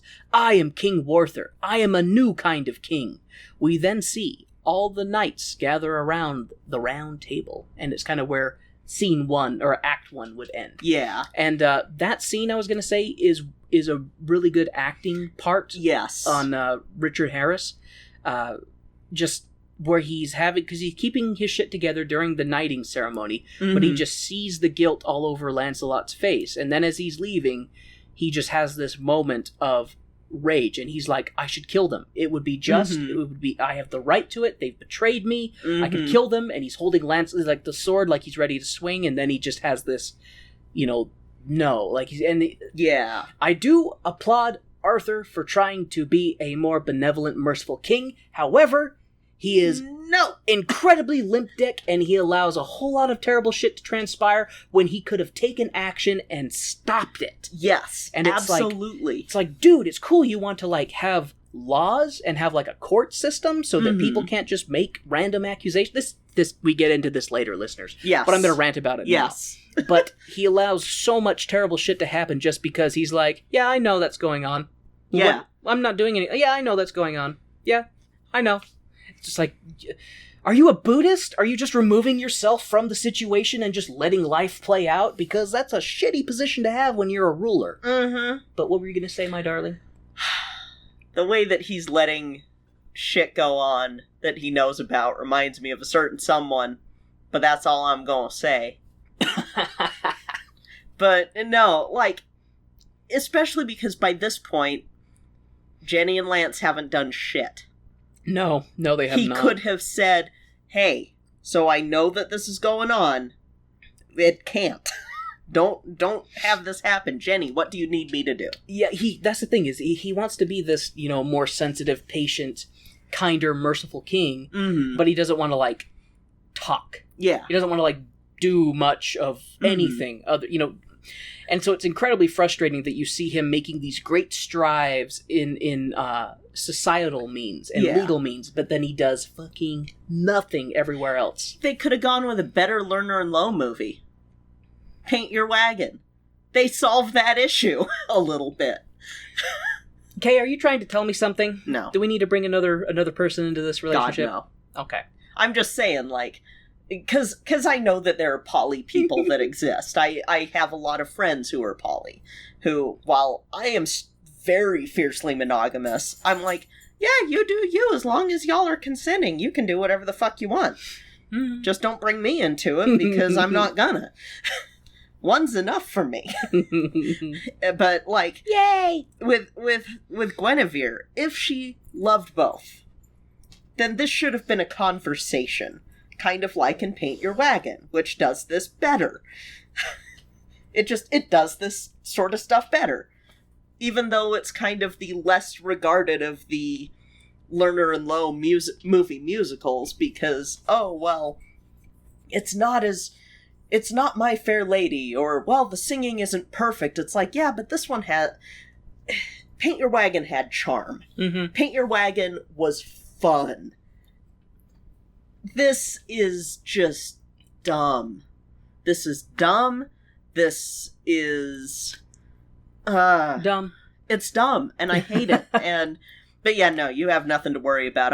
I'm speaking for the people who I know who are polyamorous, that it's like, I don't think that what you guys are doing is wrong, because I know that for you, it works. For me, fuck no. So to give the listeners some behind-the-scenes know-what, Latte, I think that she thinks that we're actually upset when we're talking about this. Yes. Latte had come into our recording area and was just kind of like pressing up against us, just like, is everything okay? Yeah. And loving on her, and then she turns around and stop! Scratching on her, and then she's kind of like, okay, I'm gonna go back to my bed. It's like she doesn't. Just stop! Just stop! The stupid box causes so many problems, and you could just make it stop. I've seen you turn it off. Just keep it off. Anyways, so after Arthur has his lonely rage moment, we then see the scene transition again to being around the round table, and he has all these knights, and they're just coming together around the round table. Scene change! It's some time later, and we see Warther in the courtyard, and throngs of peasants are trying to shower him with praise for being such a great king. One peasant even went so far as to bring all the keys from his village, since they have no need for gates or bars or locks, 'cause they live in King Warther's England, and it's safe. I'm sure that the few bears and wolves that still exist during this time totally honor King Arthur's rules. The imagery of that speaks, but mostly the short-sightedness of that moron. Yes. I don't care how safe a place is, I'm gonna lock my fucking door. Mm-hmm. Anyways. When I've been places where people don't lock the door, I'm like, how? I don't care. I mean, even I could fucking live in Pleasantville, and I would still lock my goddamn door. You know why? Because I want my privacy. Mm-hmm. I don't want someone to be able to just walk up to the door and be like, hey, I want to know this shit is secure. Granted, the best way to do that is to just be naked all the time, because it takes one person walking in on you with your door unlocked while you're naked. Yeah, I'm not comfortable for it to stop. I'm not comfortable enough with my naked body to be flashing it in front of everyone. It's like putting a dildo in places that you don't want people to access. It's exactly that rule. There's Kay with the strategic drawer dildos, Mm-hmm. Yeah. Don't want someone rummaging through, where you keep your stash, put a dildo in there. Mm-hmm. Yeah, see? People be like, oh, nope. Wrong drawer. That's not my cocaine drawer. That's where I keep my 10-inch black dildo. Ow. This stupid cough. Okay. I'ma lock my fucking door. Anyways. After this peasant scene, we see Lancelot battling another knight, and I think to myself, oh cool, this is that knight training program they were talking about in the previous Nope! This guy accused Lancelot of being the queen's lover for years. And Lancelot is like, lies, lies, lies! How dare you besmirch my noble honor! I would never fuck my boss's wife. Now take back your accusation or die! The guy takes back his claim, and Werther banishes the lying liar who lies. How dare he lie and say that Lancelot is plowing his wife? So in this scene, we see Lancelot so stupid battling this knight, and he beats him. The knight's on his back, and he points the sword at his throat, and he says, yield, kind of thing. And the guy's like, you've been the queen's lover for years. And he's like, yield, how dare you say that? And then he's like, get up. And he, plants his sword in the ground. He goes, you use that. I'll use only my dagger. And then he beats the guy again and puts the dagger to his throat again. And he's like, retract your claim. If the king gives you clemency, you'll be banished. If he doesn't, the noose. Mm-hmm. Kind of thing. I really hate Lancelot in these scenes. Yeah. Because he knows that these accusations are true. Yeah. The man has no honor anymore. No, it's... It's like he's... And one thing I will say that is kind of interesting is the transition between Act 1 and Act 2. I don't know if it's intentional, but Lancelot, I don't know if it's makeup, but in the first act, he kind of has a glow about him, which I think is supposed to be the holiness of him, the purity, so to speak. And then in the later acts, he's a little bit paler, and he looks a little bit more, run down. Yeah. I think it's the weight of his lies eating at him. Mm-hmm. Meanwhile, after Lancelot beats that guy, he sneaks off to plow Jenny some more. Jenny is like, we can't keep doing this. 7 knights have been banished, coming forth with accusations. We can't keep doing this, Lance. Yes. Jenny's pussy now. Pussy heaven now. We can't keep doing this, Lance. There's a Bim Bam joke for people who know what that is. So, Jenny states that 7 knights have been banished who have come forth with accusations about Lancelot and her, and Lancelot is like, what? What should I have done? Huh, Jenny? Murder them? Huh? Murder them in cold blood? I have to defend my honorable honor, which is super honorable. The two talk about what must be done and decide that Lancelot must leave. Jenny agrees, but they can't be it. Jenny agrees that they can't be in each other's future, but she will always have her memories of the past. And then we get a very long, horny compilation of Jenny and Lance bumping into one another in the corridor, in the lake, in a field, in a house with a mouse, in a box with a fox. Lance will fuck Jenny here. Lance will fuck Jenny over there. Lance will fuck Jenny anywhere.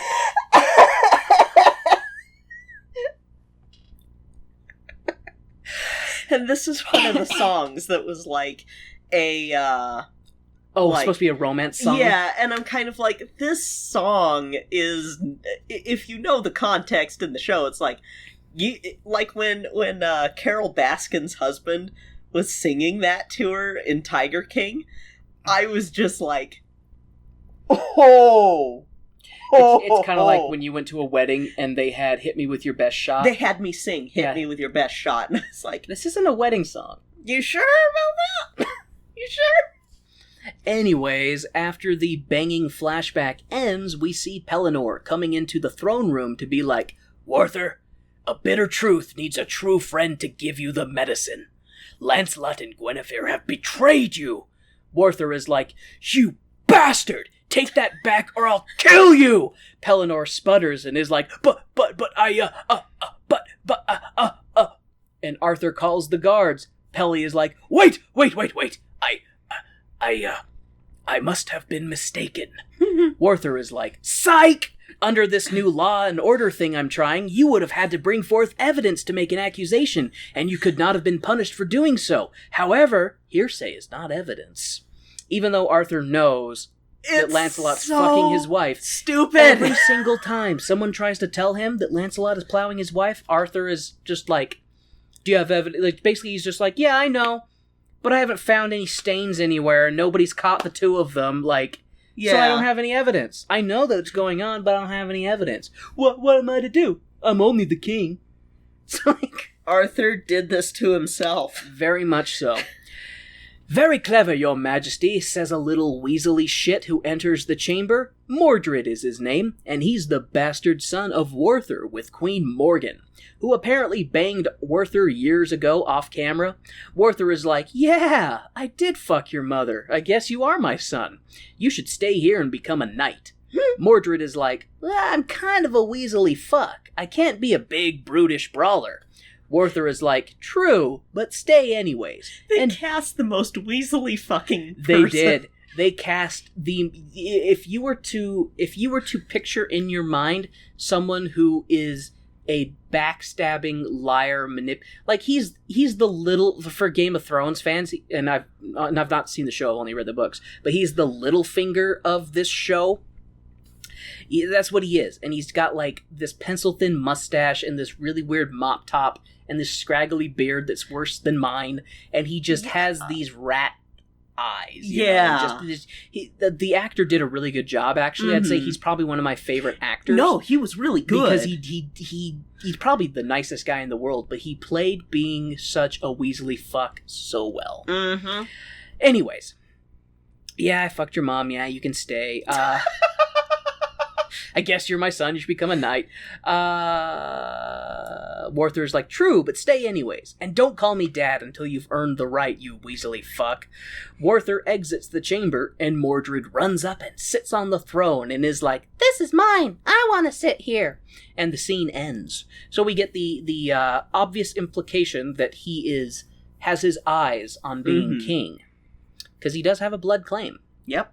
And in the musical, Morgan's involved in these scenes. And which would make more sense because Morgan is actually involved in the mythos. You know, they cut so much out of this in order to create a subpar version. Yeah. It's just... Well, it was because they already had their evil woman character. No shit, the right? movie. So. Right? You couldn't have had Guinevere be even remotely likable. They're like, hey, let's take all the horrible shit about Morgan and just make Guinevere a despicable person. Mm-hmm. Okay. We then see Werther trying to explain his new legal system to Pellinor, who is like, how do I get an impartial group of people to know who's innocent? Evidence, Pelly, evidence. But if they find me guilty, I'll kill them! I'll slash them all to pieces! Werther is like, forget it, you're too dumb, and walks away. Pelly is like, I'll never go to court without a sword. God. Werther just tries to explain to him, like, oh, you know, if you say that you knew a farmer William, and he claimed that you burned down his barn and took you to court, he would have to present evidence to say that you did this, and Pellinor's just too cuckoo, not there to really get the concept. Next scene! Werther is in his chambers with Jenny, when Lancelot comes in to be like, Mordred has betrayed you, your majesty. He's bad. You should get rid of him. He's trying to turn your knights against you. He's in contact with the knights that you've banished, and they're building an army. He's bad news, Werther. I know, Werther replies. Seriously, like, that's what he says, I know. You fucking... I know exactly what he's doing, and I've done nothing. Good governing there, Warty McWartking. Werther makes Lancelot swear to not kill Mordred, because we all know Lancelot's word is, honorable. Lancelot leaves the throne room or not the throne room, but leaves the room, and Jenny is like, do you want to be left alone with your thoughts, Werther? Werther is like, no! Tell me about your day. Tell me everything and anything. I want you to love me and not Lancelot. The two then sing a song about what the simple folk do with their lives, and I wanted to slap the both of them. Anyways, this stupid song ends and we see Jenny and Werther dancing closely, and then Jenny starts to cry and puts her hands over her mouth, and we can only assume that she has confessed to taking Lance a lot. We see... My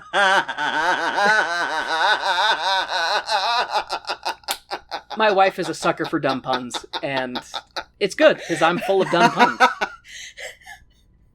We see the dark brooding on Werther's face, and the scene changes.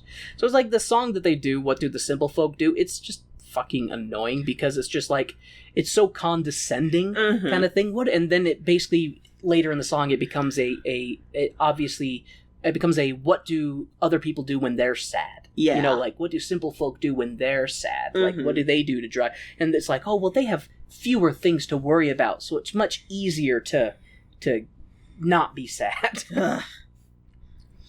Okay. And the scene changes to chaos! The Knights of the Round Table appear to be engaging in drunken brawling and are breaking the table and smacking each other around, and we see Mordred at the heart of it. And when Werther and Lancelot come in, we see Mordred sneaking away into a corner. Werther is very displeased at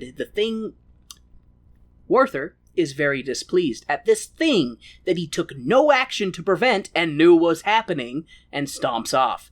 Werther grabs a quiver of arrows, a bow, and sets out into the forest. Werther goes and goes until he comes to the spot where he met Merlin, and he's like, "Merlin, fix my sad." Merlin is like, "The best cure for sad is to learn something, so I'm going to turn you into a fish." Werther is like, "Holy shit, I'm a fish!" And Merlin is like, "There, do you feel better?" "I guess?" And then Werther turns back into a people, just in time for Mordred to be in the forest like, "Hey, miss me?" And Werther is like, "What are you doing?" "Oh, you know, wanting to see where you met Merlin, maybe assassinate you, I haven't decided yet." What? Anyways, Werther is like, "I can't have you be my son publicly until you're less of a weaselly fuck. Can you do that?" Mordred is like, "So you want me to be more like Lance, who's not a weaselly fuck? I didn't realize jousting your wife in the sheets was virtuous." Werther is like, "Hey, I'll tell you the same thing I've told the last 10 people who have told me this. Unless you have evidence, the queen is innocent of all dicks received other than mine." That's basically what he says. Unless you can produce me some cum-stained sheets and prove that it's Lance's cum, I'm not gonna do anything. It's just... Werther is such a cuckold in this. He just knows that his wife has just been fucking Lancelot for years and is just like, well, that's how the cookie crumbles, I guess. The cookie crumbles. That's how the balls squirt, I don't know. Werther then tells Mordred to go back and tell the court that the king will do some night hunting, and won't be back until mid-morning. Night hunting. Night hunting! And Mordred leaves to deliver the news. Mordred goes night hunting too. Ha! Nice! God damn, you're cute. I'm glad you think I'm cute. Back at the castle, knights are still brawling one another. "Right outside the king's window!" exclaims Lancelot as he breaks up a fight. "He's not there," replies Mordred. "Well, where is he?" Lancelot says angrily. "He's hunting in the forest. Won't be back till mid-morning, I'm afraid. There's plenty of time for you to fish in Jenny's well while he's gone, Lance." Mordred might as well be eating a fucking apple in this scene with how smug he is. Right. He might as well just be leaning against the wall, just, "Hey." "Oh yeah, King's not here. Jenny's all alone." Like, just the entire time in this scene, I'm just like, all that prick needs is an apple and it'd just be complete. Anyways, while the king is away, Lancelot's gonna stick his dick in the queen. The two are making out and being like, "We can't do this, we can't do this, we can't." And then Mordred comes in and puts a sword to Lancelot's throat, telling him that he charges him with betrayal and tells him to surrender. Jenny throws herself at Mordred to give Lancelot a chance, and he takes it. Lancelot grabs a sword and battles the other guards. He rescues Jenny, but doesn't take her with him. Instead, he flees. He steals a horse and rides out of the castle. Lancelot almost tramples a staggering, meandering Werther who came out of the forest just in time to watch Lancelot flee. Werther returns to the castle to see Jenny being bound and escorted out. We see her standing trial for betrayal of the king and country. She is sentenced to burn at the stake.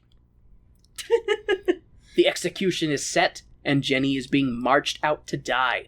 Mordred is like, "This is a great view, but isn't the king supposed to be here to watch the execution?" Werther comes in and is like, "Is Lancelot here yet?" He's going to rescue her. I know it.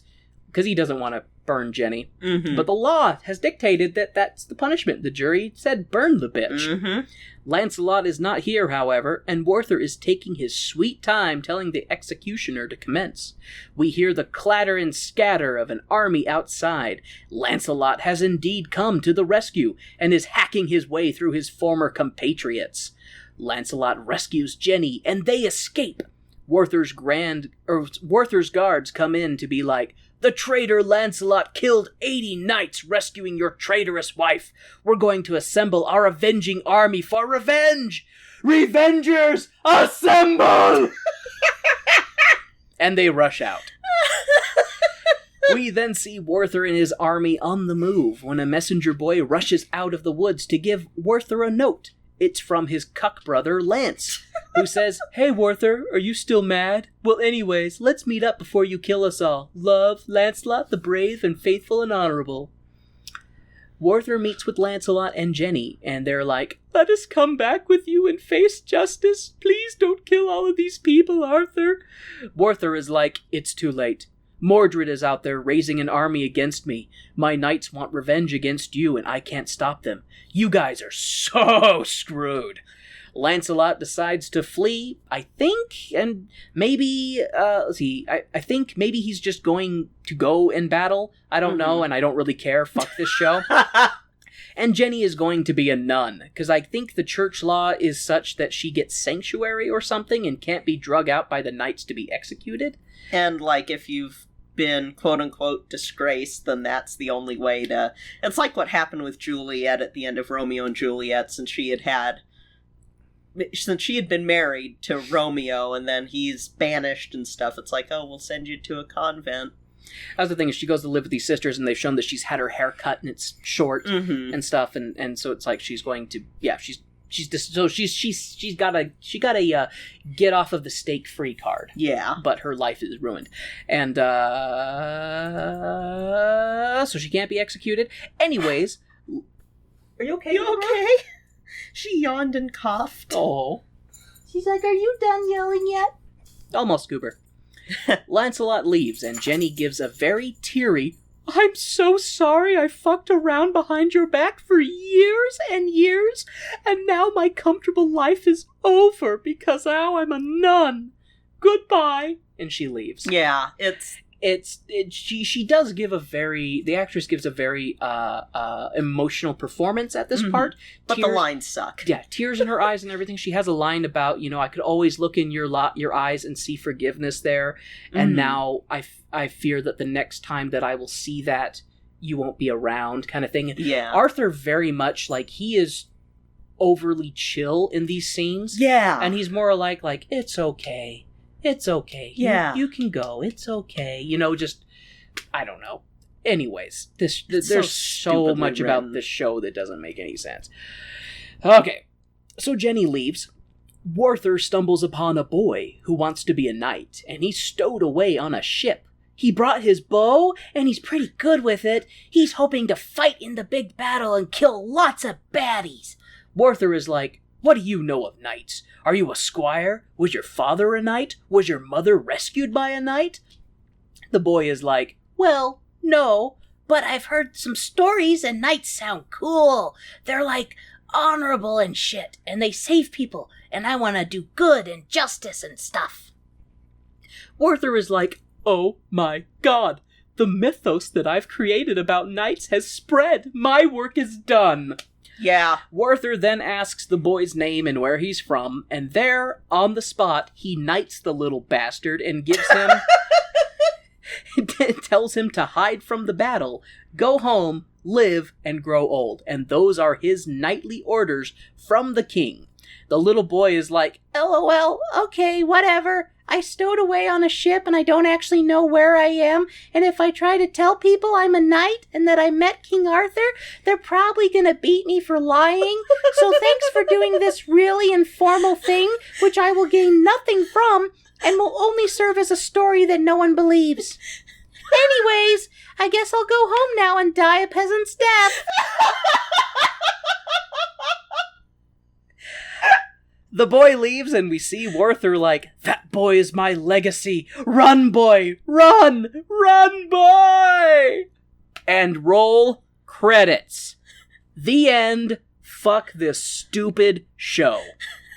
I feel like the end credits are like a go fuck yourself, go fuck yourself, go fuck yourself, go fuck yourself. Seriously! Oh my god, this show was so bad. It was so dumb.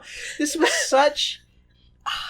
such a struggle, because I just remember sitting here just being like, I know it's for our podcast. I love my wife.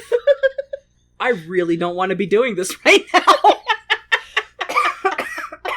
Yeah. It was just so terrible. And it wasn't even fun to mock necessarily either. Like, just all of the shit that happens in this. I am so mad at Arthur.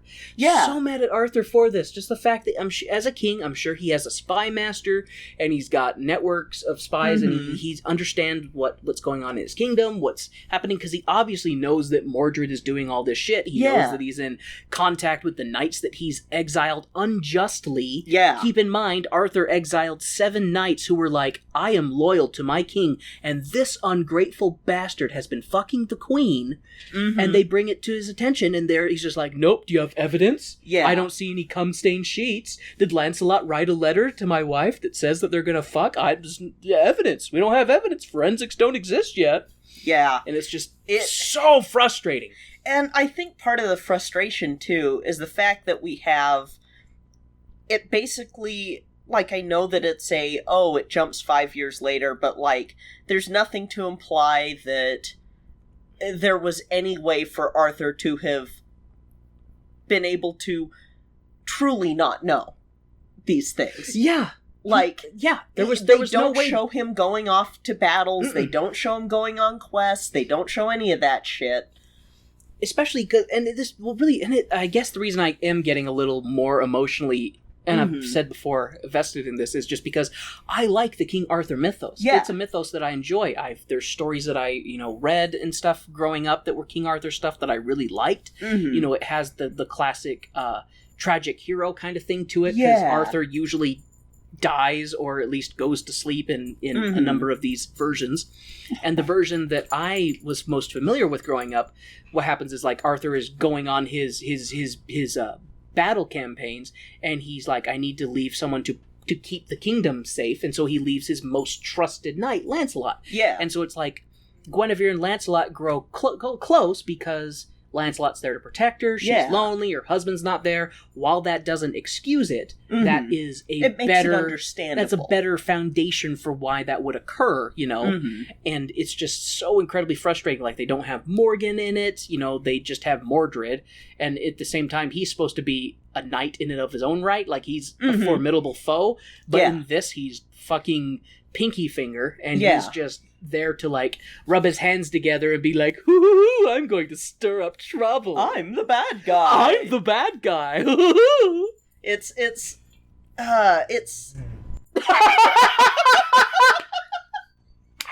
I don't know if that got picked up. It sounded like, oh my god. It sounded like Latte in her grumbling went, hoo, hoo, hoo. Oh my gosh. She has you are so cute. She has 2 paws on me. You are so cute. Hi. Can you hold that pose? It's really cute. Yeah, it is. Yeah, it's really cute. Hi. She's like, can you 2 just stop being angry? Can you stop being angry at the stupid box? Yeah. Oh, you're so cute. Yeah, you're so cute. Or what time it is. Oh, it's not even the normal time that we would go play. Oh, don't scratch Mama's flesh. Mama's wearing shorts. So you can't scratch my leg. I think that she just doesn't like when we're loud. And yeah, stuff like that. She doesn't. She gets concerned. She comes over and she's just like, why do you do this to yourselves? Yeah. It's okay. We're almost done. We're almost done. Good girl. Yeah. That was funny, though. That was funny. But yeah, just this show. The show is dumb, and it bothers me because it could have not been dumb. Yeah, it could have been really good, but it wasn't. What it really honestly makes me want, though, is a better King Arthur musical. And I don't know if the only one we're going to get is Spamalot. There is also Excalibur, which is Frank Wildhorn. It's Korean. So, yeah, so I need to find a way. Oh, yeah. I remember you telling me that, and I was like... Well, because we were so sick when it was available on Broadway on demand. Oh, and it's not anymore? And it's not anymore, and so I need to see if there's another way that I can get a hold of it, because I do want us to watch that one. Yeah, I love Frank Wilder. Unfortunately, it will be after this run of... Unfortunately, it'll be after this run of episodes, so... Oh, do you need to go outside? Do you need to go out? Do you need to go potty? Should we hurry and wrap this up? We'll wrap this up. So, but yeah, so the show sucks. It's only worth watching if you're going to mock it. What's our next show, Kay? Well, Latte is being very helpful with this one, because if we could talk to the animals... Oh my god. If we could sing with the animals, then we would know what the fuck Latte needs right now. We're doing Dr. Dolittle. We're doing Dr. Dolittle. Which I saw when I was a child. Yeah, it's going to be the second horseman. Second horseman is Dr. Dolittle. That might piss off some people. It is generally considered one of the ones that led to the demise of the big Hollywood musical, so we're going to see why. One of those things that's probably better as a film and not as a musical. And there are a lot of reasons for it. Which we will talk about. Which we will talk about next week on Tone Deaf. So, thank you all for listening. We hope you enjoyed this episode.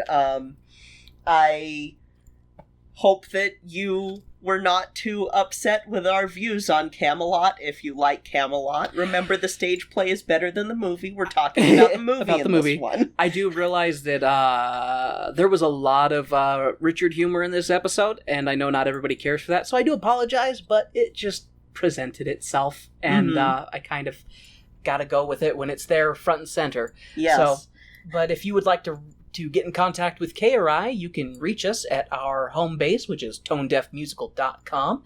We have links to all of our social medias, our Instagrams, our Facebooks, our Twitters, as well as the Cast Junkie Discord server, where we have our own Not Safe for Work channel.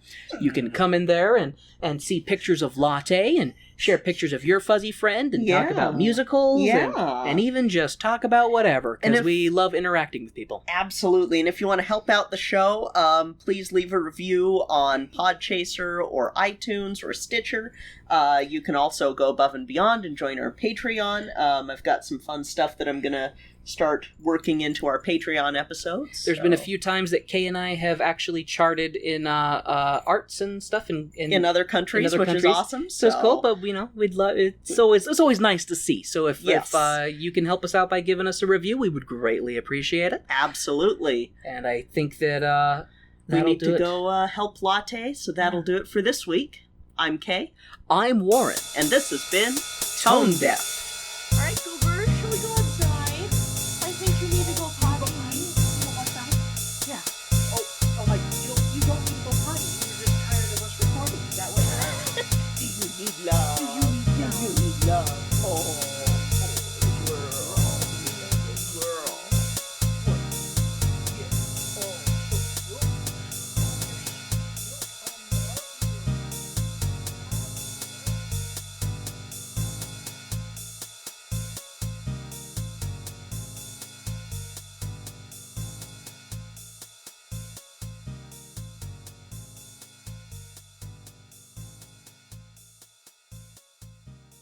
I'll bet you really loved that podcast you were just listening to, didn't you? It was probably so well produced. Don't you want to stop everything you're doing right now and tell somebody? There's a way that you can do that. It's #PodRevDay. This is Elizabeth with the Dimension Door podcast. I'm Mina, and I host a Barbie film recap podcast called Put a Shrimp on It.